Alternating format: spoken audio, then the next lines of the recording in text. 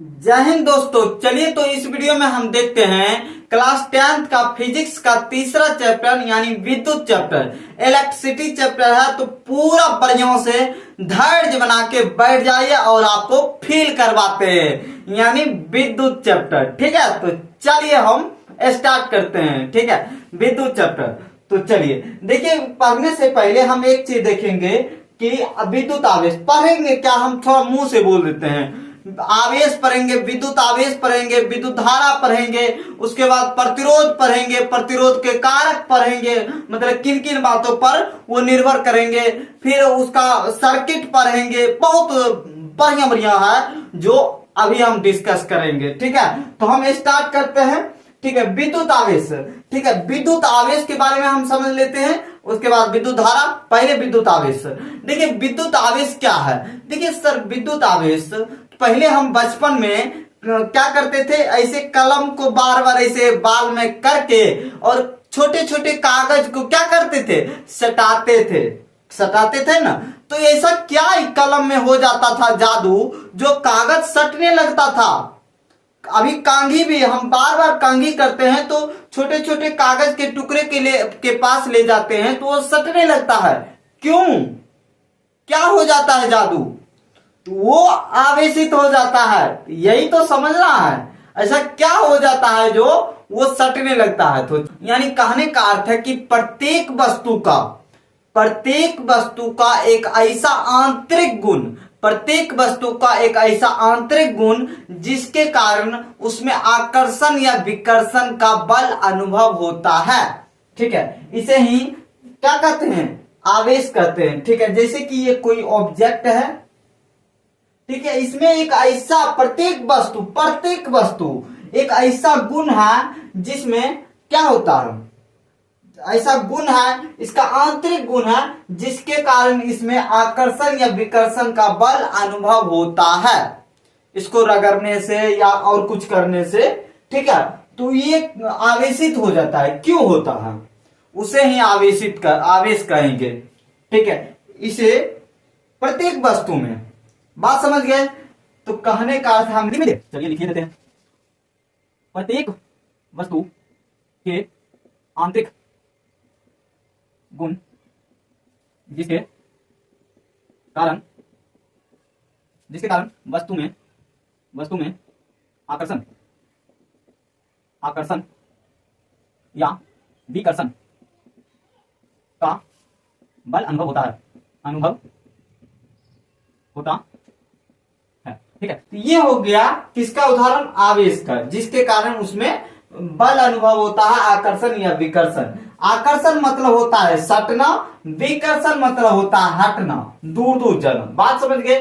ठीक है, आगे बढ़ते हैं हम कि और एक समझिए, आवेश को कभी नष्ट नहीं कर सकते हैं और ना ही कभी उत्पन्न कर सकते हैं। आवेश को सिर्फ संरक्षित कर सकते हैं। क्या कर सकते हैं, संरक्षित यानी जमा कर सकते हैं या एक रूप से दूसरे रूप में बदल सकते हैं आवेश को।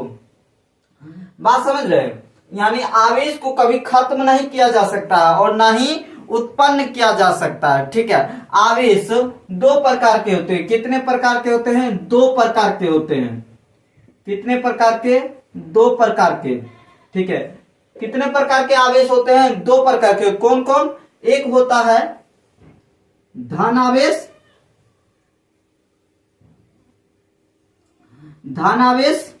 एक होता है ऋण आवेश।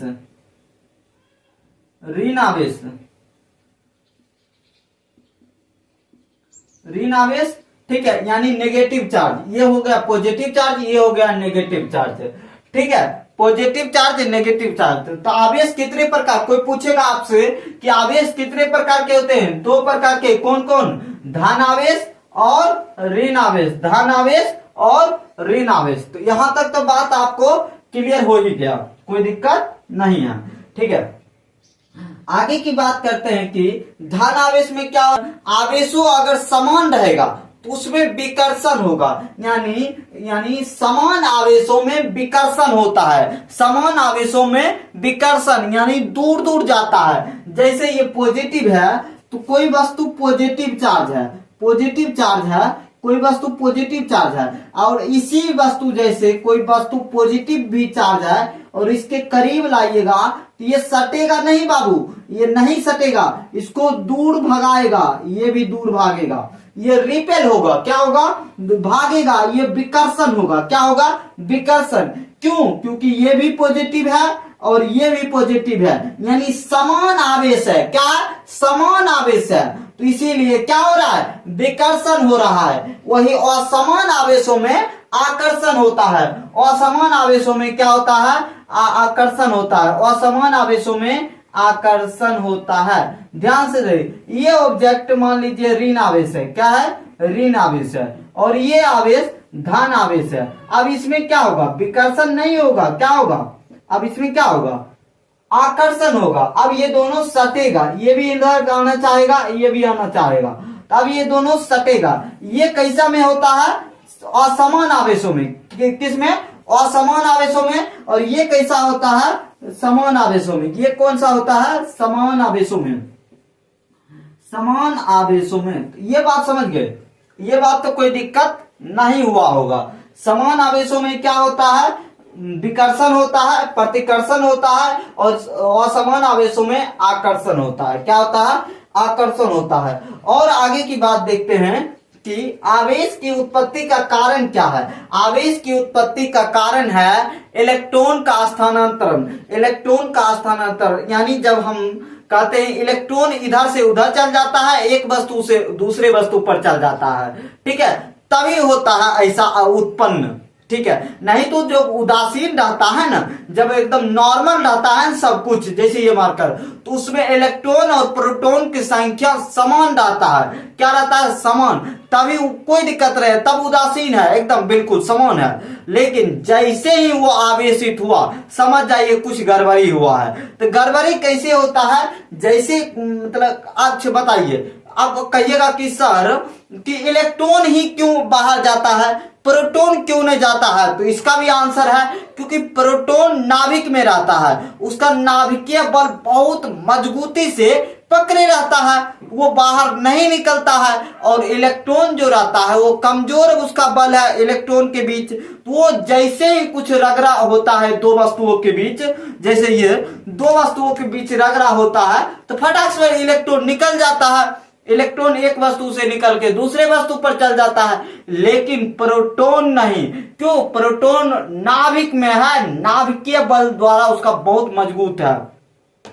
बात समझे, क्यों इलेक्ट्रॉन इधर से, जैसे कि ये कोई वस्तु है, ठीक है, तो हम ये दोनों को रगड़े, इस पर से इलेक्ट्रॉन इस पर आ गया, इलेक्ट्रॉन इस पर से आ गया इस पर पहले से भी इलेक्ट्रॉन है, प्रोटॉन भी है।